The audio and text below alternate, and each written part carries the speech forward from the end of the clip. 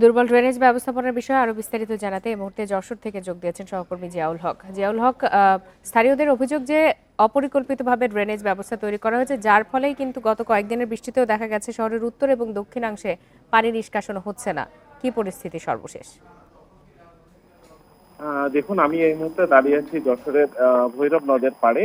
এই নদ থেকে কিন্তু মূলত আসলে শহরের উত্তর অংশের যে পানি সেটি এবং দক্ষিণাংশের কিছু অংশের পানি কিন্তু এই নদ থেকে নিষ্কাশন হয়। অপরদিকে পুরো দক্ষিণ অংশের পানি, সবচেয়ে বেশি এলাকার যে পানিটি সেটি কিন্তু আসলে নিষ্কাশন হওয়ার কথা ছিল বিল হরিণা থেকে, যেখানে এই মুহূর্তে যশোর মেডিকেল কলেজ স্থাপন করা হয়েছে। বিকল্প ব্যবস্থা না করে যখন যশোর মেডিকেল কলেজ স্থাপন করা হয়, তারপরে থেকেই কিন্তু আমরা দেখেছি যে ওই অংশে অর্থাৎ দক্ষিণ অংশে কিন্তু সামান্য বৃষ্টি হলে জলাবদ্ধতা হতো। বিষয়টি নিয়ে কিন্তু পৌর কর্তৃপক্ষ সহ অন্যান্য যারা সংশ্লিষ্ট কর্তৃপক্ষ আছে তাদের সাথে নাগরিক কমিটি একাধিকবার কথা বলেছেন।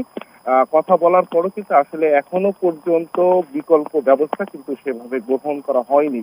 একাধিকবার আমরা শুনেছিলাম যে পৌর কর্তৃপক্ষ খাল খননের মাধ্যমে মুক্তেশ্বরী নদীর সাথে ওই অংশের যে পানি নিষ্কাশনের ব্যবস্থা সেটি তারা করবেন, কিন্তু আমরা আসলে তার বাস্তবায়ন দেখতে পারিনি। আর আমি যে অংশে দাঁড়িয়ে আছি উত্তর অংশে, এই অংশটা আসলে মূলত একদম ড্রেনেজ ব্যবস্থার মাধ্যমেই কিন্তু এই অংশের পানি নিষ্কাশন করা হয়। এই যে নদীটি আপনি এখন দেখছেন, এটি কিন্তু গত 3 দিন আগেও এখানে হাঁটু সমান পানিও ছিল না, কিন্তু ঠিক এই মুহূর্তে অন্তত 5 থেকে 7 মিটার পানি কিন্তু এই নদী থেকে প্রবাহিত হচ্ছে, যেটি যশোর শহর সহ এই নদী নদ সংলগ্ন যে অঞ্চলগুলো আছে সে অঞ্চলের পানি কিন্তু এখান থেকে নিষ্কাশন হয়।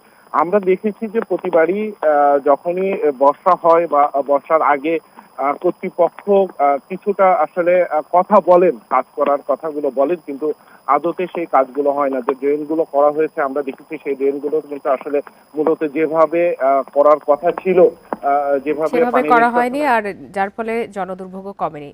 আপনাকে অনেক ধন্যবাদ।